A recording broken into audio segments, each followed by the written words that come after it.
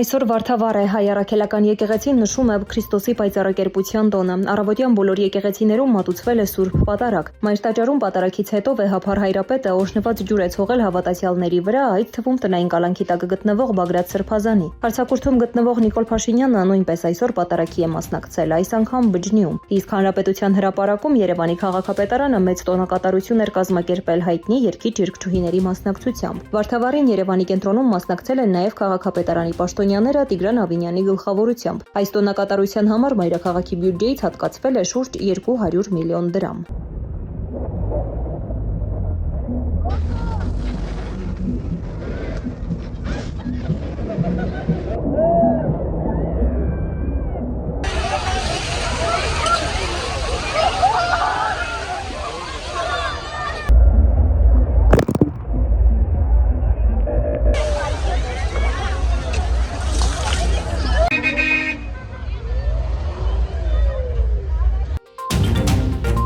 Երևանում երեկ երեկոյան փտած ծառն արմատից պոկվել եւ ընկել է մեքենայի եւ մոպեդի վրա, ինչի հետևանքով մոպեդավարը տեղում մահացել է։ Գագիկ Շամչյանի փոխանցմամբ դեպքը տեղի է ունեցել Եղվարդի խճուղում, ծառը տապալվել է ուժեղ քամու հետևանքով։ Տեսախցիկներն արձանագրել են ողբերգության պահը։ Ըստ արկա տեղեկությունների մոպեդավարն օտարերկրացի էր, Երևանում առաքիչ էր աշխատում։ Ծառի ընկնելու հետևանքով վնասվել է նաեւ Հոնդա Մագնիշի ավտոմեքենան։ Երևանի պետական բժշկական համալսարանի հիգիենայի եւ էկոլոգիայի ամբիոնի դոցենտ, Երևանի ավականու ազգային առաջընթաց խմբակցության անդամ Քրիստինա Վարդանյանը հայտարարել է, որ մոպեդավարը մահացել է հանցավոր անգործության հետևանքով։ Մայրուղում եւ ռոռոկման ցանց անցկացվել միջնաշերտում, այդտեղ հատվածներ կան, որտեղ նոր ծառեր են տնկվել, այսինքն մարդիկ տեսել են, որ այդտեղ կա այդ ծառը, երկու անգամ գնահատել են իրենց դենդրոլոգով, գլխավոր դենդրոլոգով եւ հետո լսել են քաղաքացիներին, որոնք որ դեմ են եղել, որ 4 ծառը կտրվի եւ հետո գա ունենանք այն ելքը, որը այսօր ունենք, դադարեք մանիպուլացնել, հերիքա, ստեք ի վերջո, անհարմար է, զբաղվեք մասնագիտությամբ, այլ ոչ թե անհասկանալի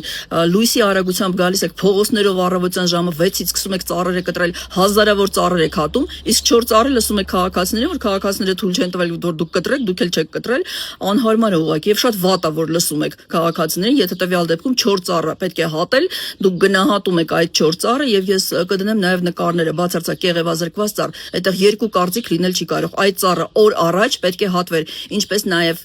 հարյուրավոր ծառեր, որոնք որ Երևանում կան։ Գյումրիում ուրբաթ օրը 12-ամյա տղան հեծանիվ վարելիս բախվել է պատին, ինչի հետևանքով ստացել է կյանքի հետ անհամատեղելի վնասվածքներ։ Օրագիր Նյուզի փոխանցմամբ երեխան Սև Բերդամրոցի տարածքում հեծանիվ վարելիս կորցրել է կառավարումը եւ բախվել պատին։ Նրան տեղափոխել են Գյումրի բժշկական կենտրոն, սակայն տղայի կյանքը փրկել չի հաջողվել։ Հիվանդանոցի տնօրենի պաշտոնակատարը հայտնել է, որ ախուրյանցի երեխան իրենց մոտ էր տեղափոխվել պոլիտրավմայով եւ գլխուղեղի բաց վնասվածքով։ Երեխան սովորում էր Ախուրյանի թիվ 1 հիմնական դպրոցում։ Մոսկվայից Երևան գործարկվել է նոր ավտոբուսային երկթուղի։ Ուղևորությունները կիրականացվեն շաբաթը 1 անգամ 5-շաբթի օրերին Կրասնոգվարդիայսկի միջազգային ավտոկայանից հայտնել են Մոսկվայի տրանսպորտի դեպարտամենտից։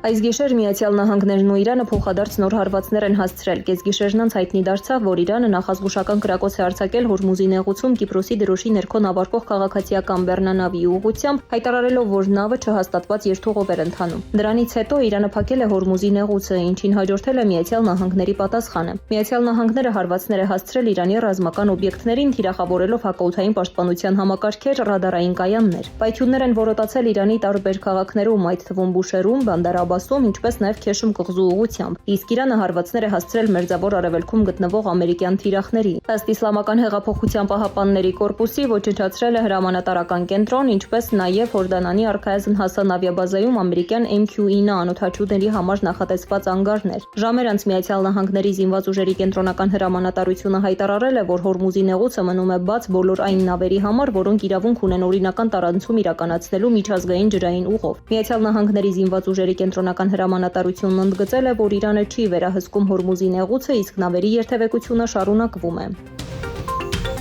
Գիշերվա հարձակումից հետո Օմանի արտաքին գործերի նախարարությունը Մասկատում Իրանի դեսպանին կանչել է եւ հանձնել պաշտոնական բողոքի նոտա երկրի տարածքին իրանական անօդաչու թռչող սարքերի հարվածների կապակցությամբ, հաղորդում է Ալ Ջազիրան։ Խոսքը Մուսանդամ եւ Ալ-Բատինա նահանգների օբյեկտների վրա հարձակումների մասին է։ Օմանը դժգոհություն է հայտնել տեղի ունեցածի կապակցությամբ եւ այդ գործողություններն անվանել անպատասխանատու։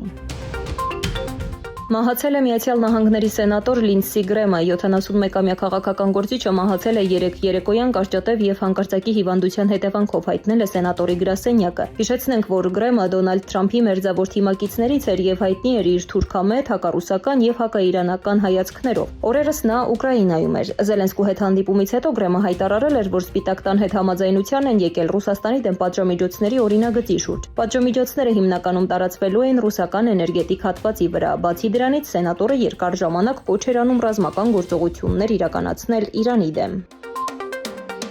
Ուկրաինայի նախագահ Վլադիմիր Զելենսկին հայտարարել է, որ փոխում է վարչապետին ու նախարարներին։ Գործող վարչապետ Յուլիա Սպիրիդենկոն լուրերի համաձայն շուտով նշանակվելու է Միացյալ Նահանգներում Ուկրաինայի դեսպան։ Կառավարության նոր ղեկավարի պաշտոնի համար դիտարկվում են մի քանի թեկնածուներ։ Նրանց թվում Նավտոգազի ղեկավար Սերգեյ Կորեցկին, պաշտպանության նախարար Միխայել Ֆյոդորովը, էներգետիկայի նախարար Դենիս Շմիգալը։ Կադրային փոփոխության մասին հայտարարությունից հետո Զելենսկին հանդիպել է Նավտոգազի ղեկավարի հետ, որը համարվում է ամենահավանական թեկնածուն վարչապետի պաշտոնի համար։